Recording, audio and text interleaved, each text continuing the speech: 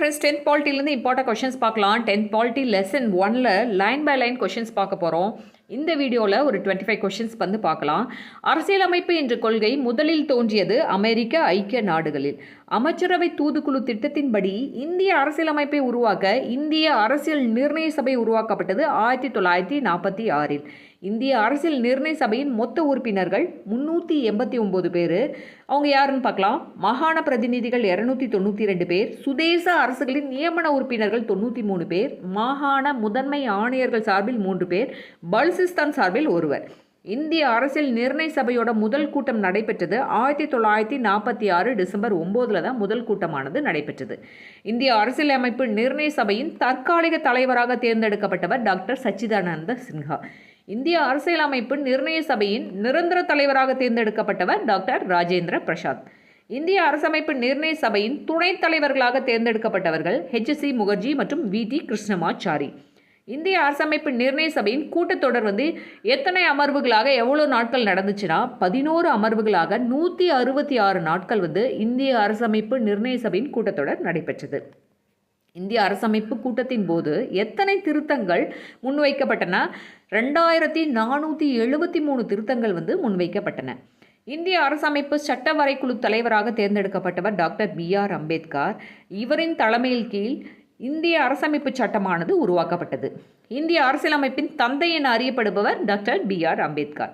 இந்திய அரசியலமைப்பு சட்டம் ஏற்றுக்கொள்ளப்பட்டது 1949 நவம்பர் 26. அப்போது இந்திய அரசியலமைப்பு சட்டத்தில் என்னென்ன அடங்கியிருந்ததுன்னா முகவுரை, 22 பாகங்கள், 395 சட்டப்பிரிவுகள் மற்றும் 8 அட்டவணைகளை கொண்டதாக இந்திய அரசியலமைப்பு சட்டமானது இருந்தது. இந்திய அரசமைப்பு சட்டம் நடைமுறைக்கு வந்தது 1950 ஜனவரி 26. இதுதான் நம்ம இந்த நாளை தான் ஒவ்வொரு ஆண்டும் நம்ம குடியரசு தினமாக கொண்டாடி வருகிறோம். இந்திய அரசியலமைப்பு சட்டத்தை தன் கைப்பட எழுதியவர் பிரேம் பெஹாரி நரேன் ரைஜ்டா. இத்தாலிய பாணியில் இது எழுதப்பட்டது. உலகில் உள்ள எழுதப்பட்ட அனைத்து அரசியலமைப்புகளை விடவும் மிக நீளமானது இந்திய அரசியலமைப்பு தான். முகவுரை என்ற சொல் எதை குறிக்கிறதுனா அரசியலமைப்புக்கு அறிமுகம் அல்லது முன்னுரை அப்படிங்கிறது தான் அந்த முகவுரை என்ற சொல் குறிக்கிறது. அரசியலமைப்பின் அடிப்படை கொள்கைகள், நோக்கங்கள் மற்றும் லட்சியங்களை உள்ளடக்கியது முகவுரை. பெரும் மதிப்புடன் அரசியலமைப்பின் திறவுகோல் என குறிப்பிடப்படுவது எதுனா முகவுரை தான் அரசியலமைப்பின் திறவுகோல் என்று சொல்கிறாங்க.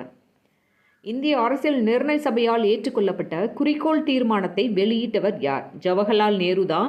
அது இந்திய அரசியல் நிர்ணய சபையால் ஏற்றுக்கொள்ளப்பட்டது 1947 ஜனவரி 22.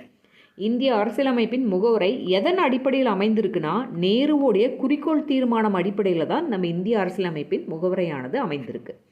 முகவுரை இதுவரை எத்தனை முறை திருத்தப்பட்டிருக்குன்னா ஒரே ஒரு முறை மட்டும்தான் திருத்தப்பட்டிருக்கு. எப்போதுனா 42வது சட்ட திருத்தம் 1946 திருத்தப்பட்டது. அப்பொழுது சமதர்மம், சமயச்சார்பின்மை மற்றும் ஒருமைப்பாடு ஆகிய சொற்கள் இணைக்கப்பட்டது முகவுரையில். இந்திய மக்களாகிய நாம் என்று தொடங்குவது முகவுரை. இதுக்கு என்ன அர்த்தம்னா இந்திய மக்களே அரசியலமைப்பின் ஆதாரம் என்பதுதான் இதனுடைய அர்த்தம். இந்தியாவை முகவுரை எவ்வாறு கூறுகிறதுனா இந்தியா ஒரு இறையாண்மை மிக்க சமதர்ம சமயச்சார்பற்ற ஜனநாயக குடியரசு என்று இந்தியாவை முகவுரை வர்ணிக்கிறது. பிரெஞ்சு புரட்சி நடைபெற்றது 1789. பிரெஞ்சு புரட்சியோட முக்கிய முழக்கம் சுதந்திரம், சமத்துவம், சகோதரத்துவம். இந்த 3 சொற்களுக்கும் இந்திய அரசியலமைப்பின் முகவுரையில் முக்கியத்துவம் தரப்பட்டிருக்கு. சிட்டிசன் அப்படிங்கிறது சிவிஸ் என்ற லத்தீன் சொல்லிலிருந்து பெறப்பட்டது. இதோட பொருள் நகர அரசில் வசிப்பவர். Thank you friends. இந்த வீடியோ பிடிச்சிருந்தா உங்களோட ஃப்ரெண்ட்ஸ்க்கு ஷேர் பண்ணுங்கள். என்னோட சேனலை சப்ஸ்கிரைப் பண்ணுங்கள். தேங்க்யூ.